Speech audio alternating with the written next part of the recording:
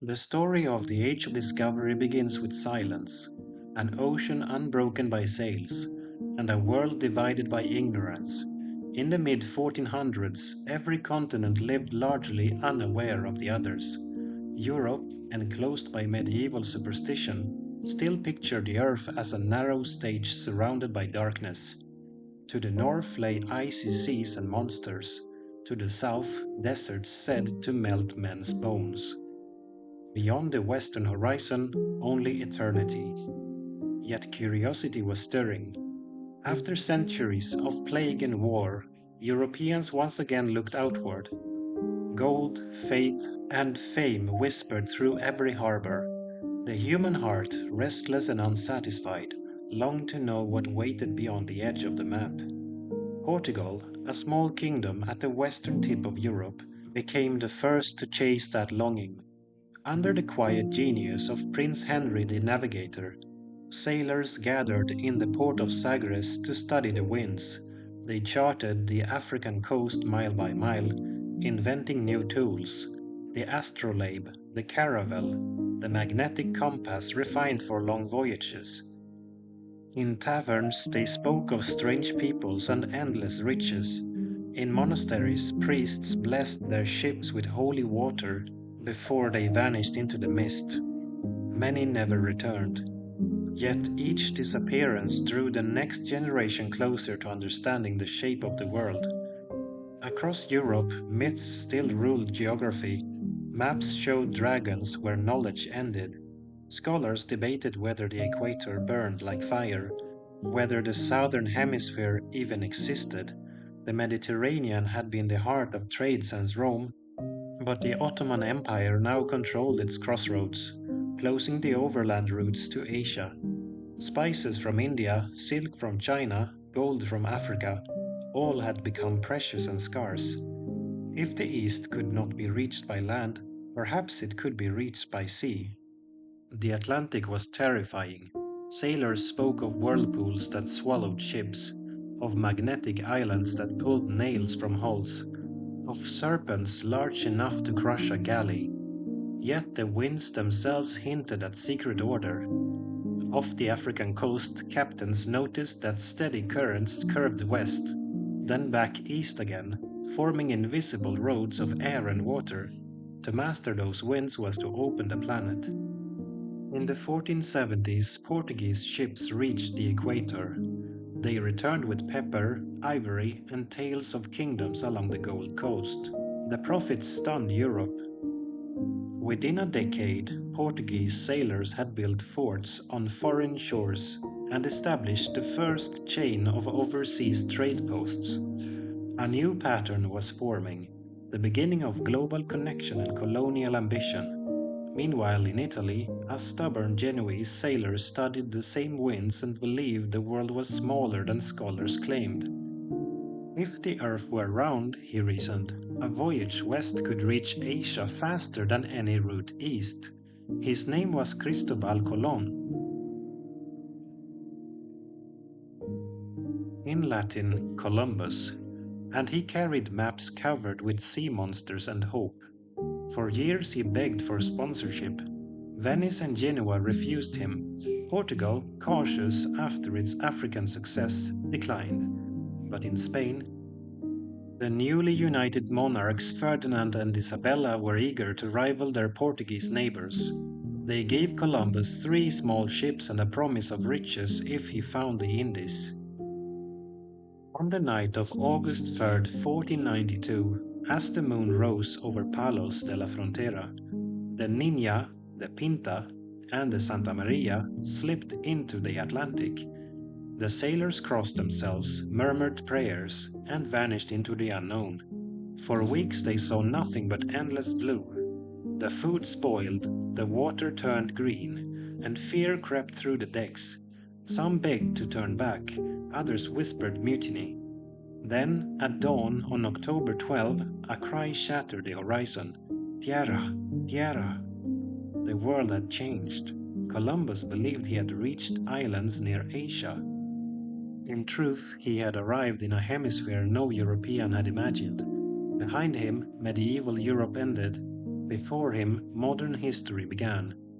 Unknown to the sailors celebrating on the beach, millions already lived on those islands, civilizations with languages, cities, and dreams of their own. Two worlds had met by accident, and nothing would ever separate them again. When the news reached Europe, wonder became fever. Poets wrote of golden kingdoms, priests spoke of converting entire continents, merchants imagined oceans paved with silver. Within a few years, the Treaty of Tordesillas divided the globe between Spain and Portugal, an invisible line through the Atlantic deciding who would claim what had not yet been seen. It was arrogance disguised as destiny. And yet, for all the greed and conquest that would follow, there was nothing pure in the beginning, a fragile spark of human curiosity that refused to accept the boundaries of old maps. From icy Norway to warm Lisbon, from Genoa to Bristol, people looked westward with new eyes. The horizon no longer meant the end of the world, it meant the beginning of it. At night, the sailors of Portugal and Spain stared at unfamiliar stars. They learned to read the heavens as if the sky were a book. The constellations became guides, the moon a clock, the wind a compass. Each voyage returned with new data, currents, coastlines, strange fruits, unknown birds. The world's geometry was unfolding like a flower. By the end of the 15th century, Europe had changed forever. The idea of the unknown had shifted from fear to fascination. Ships that once hugged coastlines now crossed oceans. Maps grew not by imagination but by measurement. The dream of exploration had become a science, and the word discovery entered every language of Europe. But beneath that triumph, another story was waiting. The story of what would happen when discovery turned to conquest. The year was 1497, and the oceans were alive with ambition.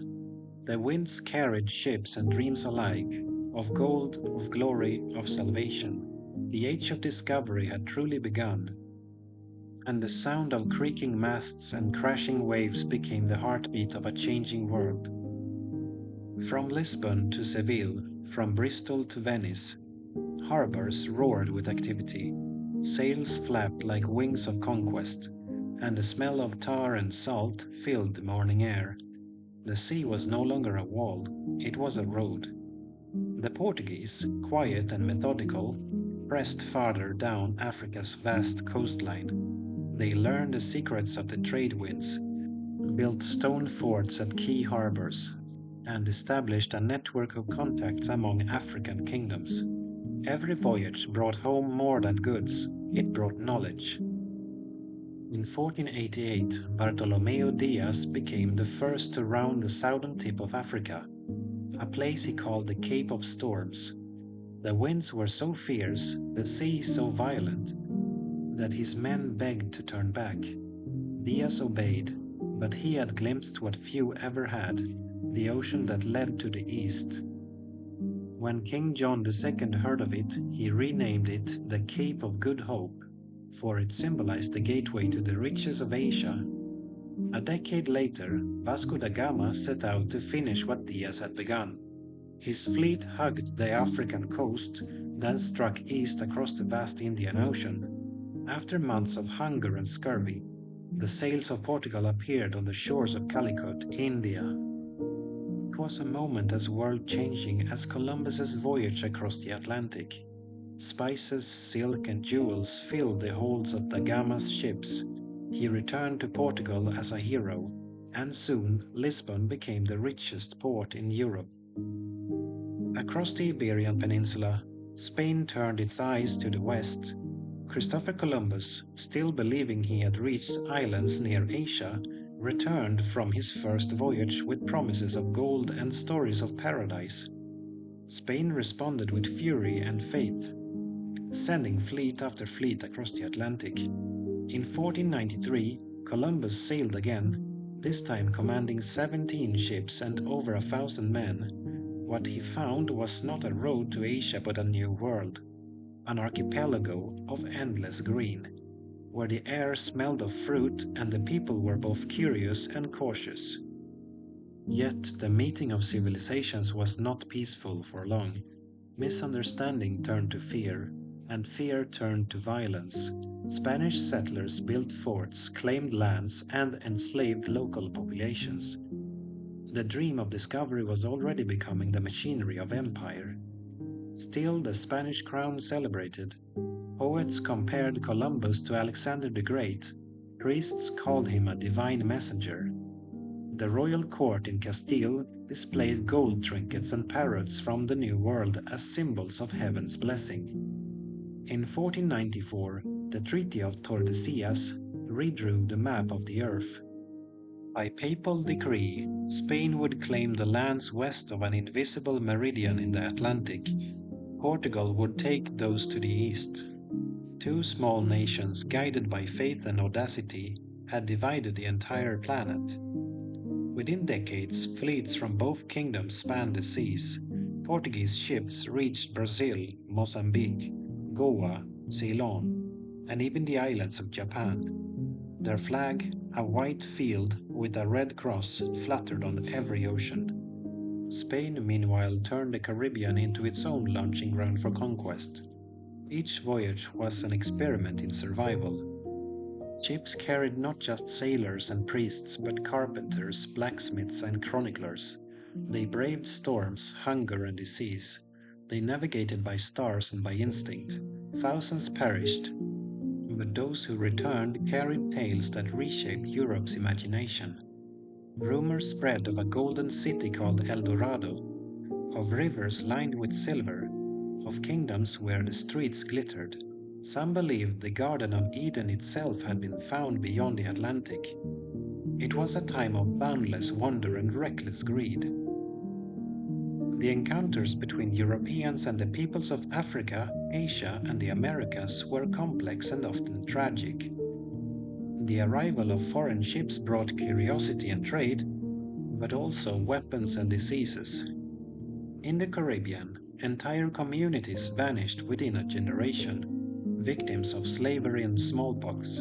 Yet, even amid tragedy, exchange began, plants, animals, and ideas crossing oceans for the first time. This Columbian exchange transformed every continent. From the New World came potatoes, maize, tomatoes, and cacao, changing European diets forever. From Europe came horses, cattle, wheat, and iron, reshaping the Americas. From Africa came knowledge of agriculture, craftsmanship, and, tragically, the beginnings of the slave trade that would haunt centuries. The oceans had connected humanity, for better and for worse. Behind every expedition were twin motivations: God and gold. Kings demanded wealth, priests demanded souls. Every voyage carried both a sword and a cross. The conqueror and the missionary often sailed side by side. To the sailors themselves, the sea became both battlefield and sanctuary. They prayed before each departure, confessed before each storm, and saw miracles in every survival. For them, exploration was not only discovery, it was penance, glory, and fear made holy. What kind of people sailed into emptiness, not knowing if they'd ever return?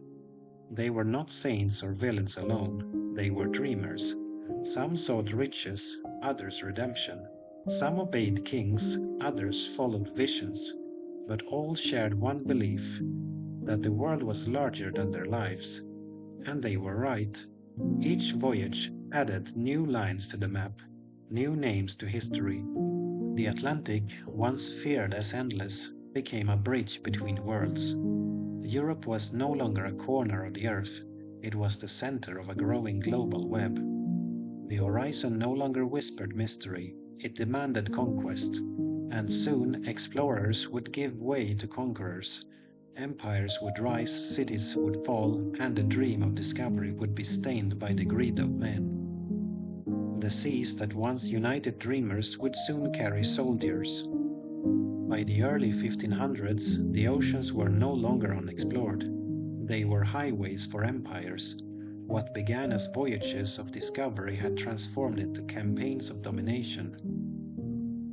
The dream of adventure still glimmered, but it was now wrapped in armor and carried on cannon smoke. The Spanish conquest of the Americas stands as one of the most dramatic and devastating chapters in world history, a meeting of civilizations that reshaped the earth itself. In 1519, a Spanish captain named Hernán Cortés landed on the shores of Mexico with a small army, a few horses, and a boundless ambition. Before him rose the mighty Aztec Empire, a realm of temples, markets, and floating gardens, centered around the dazzling city of Tenochtitlan. Cortés marched inland, guided by interpreters and allies among rival tribes who saw in the Spaniard a chance for revenge. The Aztecs believed the strangers might be divine, messengers of a returning god, Quetzalcoatl, come from across the sea. But the illusion did not last. Cortés seized the emperor Montezuma II, turned his palace into a fortress, and used deceit and gunpowder to bend the city to his will. When the Aztecs finally rebelled, the Spaniard answered with fire. The once splendid capital, a city of canals and stone, burned under the thunder of cannons. In 1521, after months of siege and starvation, Tenochtitlan fell. The City of Gods became Mexico City, the jewel of Spain's new empire. It was the beginning of a new world, and the end of another. Far to the south, in the cold heights of the Andes, another empire thrived, the Incas, masters of mountain roads and golden temples. Their cities shone with metal and sunlight. Their engineers carved terraces into cliffs, and their bridges swung across gorges like ribbons of air. When Francisco Pizarro arrived in 1532, the Inca world was weakened by civil war. Two brothers, Atahualpa and Huáscar, were fighting for the throne. Pizarro, with fewer than 200 men, used cunning more than strength. At the city of Cajamarca, he invited Atahualpa to a peaceful meeting. The emperor arrived with thousands of attendants, unarmed and confident. The Spaniards waited in silence until a priest demanded that he accept Christianity and Spanish rule. When Atahualpa refused, the trap was sprung, muskets fired, cannons roared, and chaos devoured the square. Atahualpa was captured, held for ransom, and executed despite paying his weight in gold. Within a year, the Inca capital Cusco fell, and another great civilization vanished into history.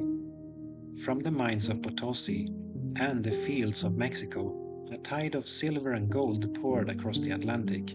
Spain became the richest kingdom in Europe, its churches adorned with American gold, its armies funded by the labor of enslaved peoples. The galleons that carried treasure also carried disease, ideas, and faith. Christianity spread across the New World, along with European languages and architecture. But for the millions of native peoples, it brought ruin and despair. Whole cultures were erased by smallpox, forced labor, and conquest. The same ships that carried silver soon carried slaves. From the west coast of Africa, millions were torn from their homes and transported to the Americas to work the plantations and mines. The Atlantic slave trade became one of the darkest legacies of the Age of Discovery, a tragedy born from greed disguised as civilization. And yet, through suffering, a new kind of world emerged, connected, hybrid, global. Music, food, and beliefs mixed across oceans. The human story became one of endless crossing. While Spain and Portugal divided a new world, others joined the race. The Dutch, French, and the English took to the seas, seeking wealth and glory. The Dutch sailed east and seized control of Spice Islands in the Indian Ocean. The French explored the cold rivers of Canada. The English planted colonies on the Atlantic coast of North America, small seeds that would one day become powerful nations. The seas became a chessboard of ambition. Wherever wind would carry a sail, flags followed. By the mid-1500s, Lisbon was the crossroads of the world. Ships arrived from Brazil, India, Japan, and Africa. The smell of spices and salt filled its streets. But wealth built on conquest carried its own curse. Wars, corruption, and overreach soon drained these first global empires. It is easy to speak of discovery as triumph, but behind every map line lies loss. The age of discovery gave birth to modern science and trade, but it also brought slavery, exploitation, and the extinction of countless cultures. The Europeans saw themselves as bringers of light, yet they often left only shadows behind. The temples of the Aztecs and Incas fell, replaced by cathedrals. The songs of the Caribbean faded beneath the sound of bells. And yet, out of this turmoil, humanity learned something irreversible. We all share one world. The myth of separation had ended. In candlelit halls across Europe, scholars studied the reports of explorers. The globe, once a mystery, was now a sphere they could hold in their hands. The oceans had become measurable, the continents known. The human race had for the first time mapped its home. But wisdom had not kept pace with knowledge. The same curiosity that sent men across oceans had also unleashed their cruelty. Empires rose on the bones of the conquered. And yet, within that chaos, the spark of discovery endured. The belief that knowledge itself was worth the journey. By the middle of the 16th century, the age of discovery had changed everything: commerce, culture, and consciousness. The earth had grown smaller, but humanity's imagination had grown vast. Sailors still looked at the horizon, but now they dreamed not of monsters but of mastery. And beyond the conquest of continents, another dream was beginning: to sail around the world itself. The earth was no longer infinite, but it was still immense. By the early 1500s, the maps of Europe were filling fast, yet one great mystery remained. Could a ship truly sail all the way around the world? The dream belonged to Ferdinand Magellan, a Portuguese sailor in the service of Spain. He believed he could reach the Spice Islands of Indonesia by sailing west, around the southern tip of the Americas. It was a daring plan, one that would defy the limits of human endurance, faith, and imagination. In 1519, Magellan set out with 5 ships and about 270 men. The air in Seville smelled of pitch and salt. The harbor crowded with merchants and priests offering blessings. As the fleet drifted toward the horizon, none aboard could imagine that only one ship would return. The journey down the Atlantic was grueling. Storms battered the sails, food spoiled, tensions flared among the crews. Magellan was stern and secretive, and some of his captains despised him for being Portuguese under a Spanish flag. By 1520, they reached the cold, forbidding straits that would later bear his name, the Strait of Magellan. The passage twisted through black cliffs and icy winds. Days turned to weeks as they searched for the exit to the Pacific. 2 ships mutinied. One fled back to Spain, but at last the surviving vessels broke through into a sea so vast and calm that Magellan called it the Mar Pacifico, the Pacific Ocean. It was an illusion of peace. The Pacific stretched for thousands of miles, a desert of blue, without wind or food. The crew suffered from scurvy and thirst. Their gums bled, their skin turned pale. Rats were worth their weight in gold, yet they pressed on, driven by a vision larger than fear. After months of torment, they reached the islands of Guam and later the Philippines. There Magellan was drawn into local conflicts, believing he could win souls for Spain and God alike. But on the island of Mactan, he was killed in battle, struck down by spears. He had sailed farther west than any European before him, and died within sight of his dream. The survivors continued without him, led by Juan Sebastián Elcano. In 1522, after 3 years at sea, their last ship, the Victoria, limped back into Seville. Only 18 men remained, but they had done the impossible. They had circled the world. The voyage proved what maps had only hinted. The Earth was one vast continuous ocean, a single connected sphere. The human race had for the first time closed the loop of the planet. After Magellan, the seas no longer seemed infinite, only immense. The Dutch, quick and disciplined, soon became the new masters of trade. From their ports at Amsterdam and Rotterdam, they built sleek, fast ships and established colonies across Asia.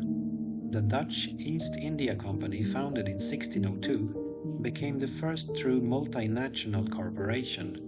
It ruled with contracts and cannons, trading silk, nutmeg, cloves, and porcelain for gold. The English followed close behind. They sent explorers north to the Arctic in search of new routes to Asia. They mapped the coasts of North America and founded colonies like Jamestown and Plymouth.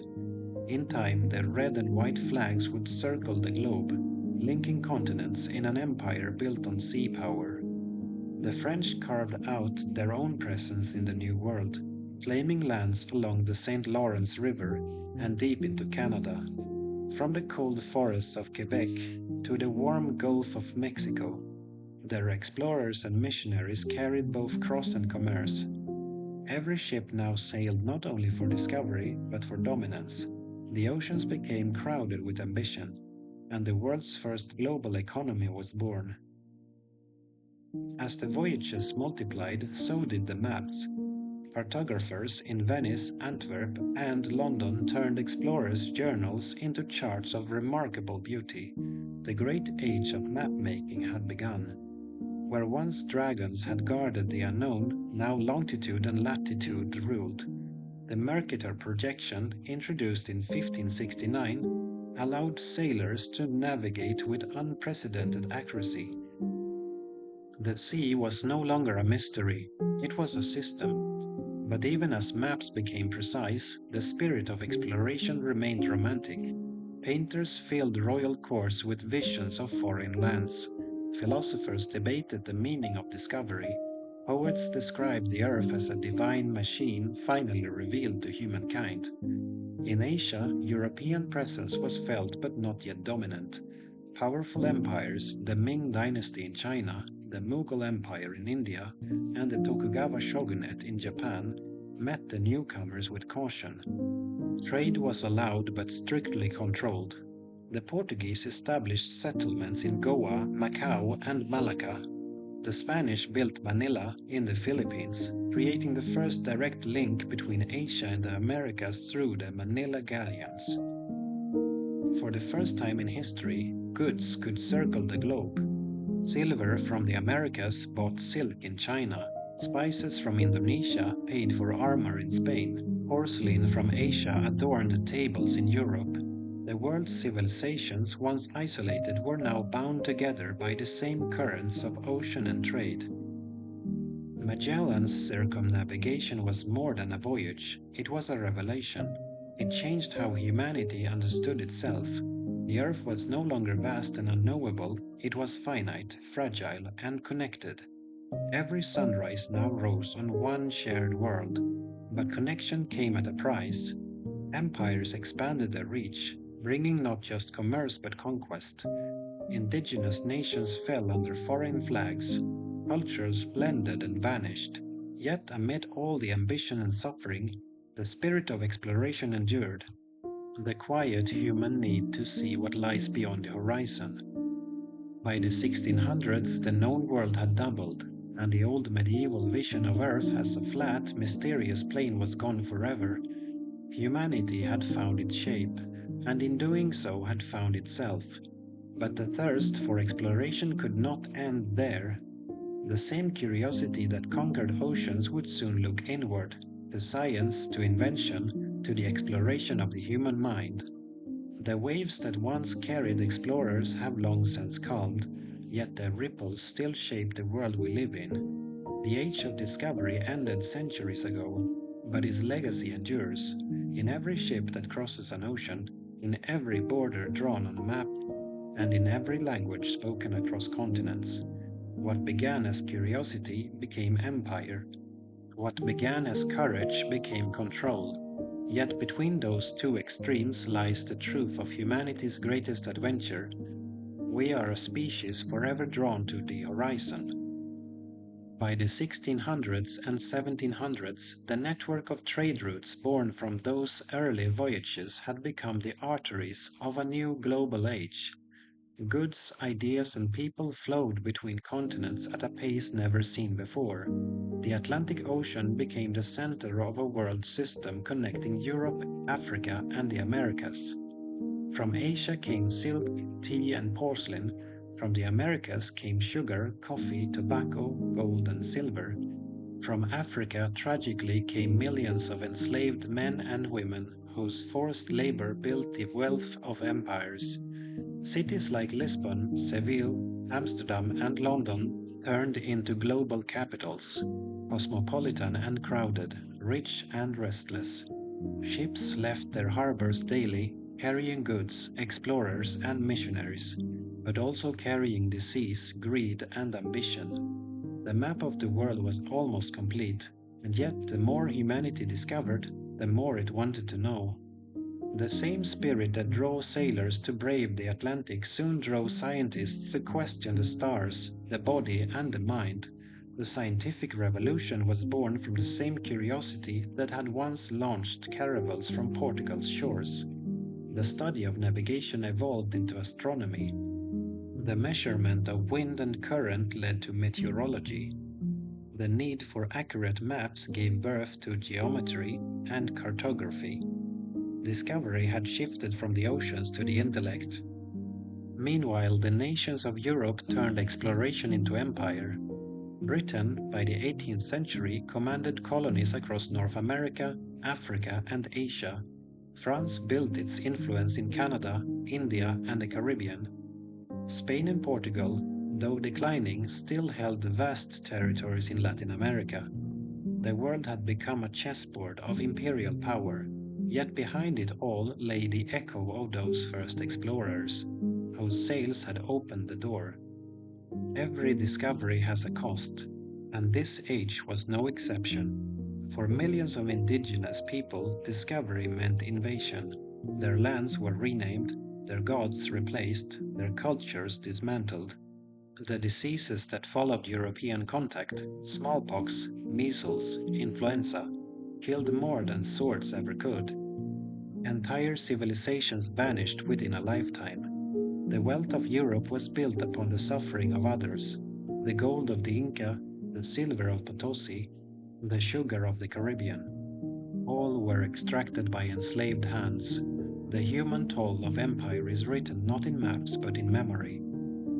And yet, amid that darkness, something else began to grow. Exchange. Peoples mixed, languages blended, music and food crossed oceans.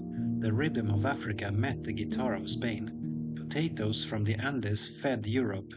Coffee from Ethiopia fueled revolutions in Paris and London. The world, for the first time, was one living organism. As the centuries turned, the nature of discovery transformed again. When the Earth had been mapped, humanity turned its gaze skyward. The same drive that sent caravels into uncharted seas sent telescopes into the heavens. The age of discovery had not ended. It had simply changed its direction. The ocean of stars replaced the sea of waves. The explorers became astronomers, astronauts, and thinkers. Each generation carried the same spark, the will to reach beyond the known. If there is one lesson in the story of discovery, it is that progress is never pure. Curiosity can illuminate or destroy. The same fire that lights a lamp can also burn a city, but without that fire, humanity would still be staring at the edge of a flat world. When the first sailors pushed their ships beyond sight of land, they did more than redraw maps. They redrew the boundaries of the human soul. They proved that courage and imagination can overcome ignorance and fear. And though the empires they built have faded, their voyage endures as a symbol of what we are capable of when we dare to explore. Today, airplanes trace the same skies once feared as endless. Satellites orbit the Earth that Magellan circled, sending images of a blue planet floating in silence. The old explorers once believed they were discovering a new world. Now we know there was only one all along. The legacy of their journeys lives not only in history books but in every connection we make, every shipment across the sea, every language borrowed, every culture shared. We live in the world they unknowingly created, a world vast yet intimate, connected yet fragile, and still the horizon calls. The age of discovery never truly ended, it simply changed its sails. From oceans to orbits, from continents to consciousness, humanity keeps exploring. The compass may have become digital, the maps electronic, but the spirit remains the same. To explore is to hope, to seek is to believe that something greater lies beyond. The explorers of old reached for new lands, today we reach for understanding.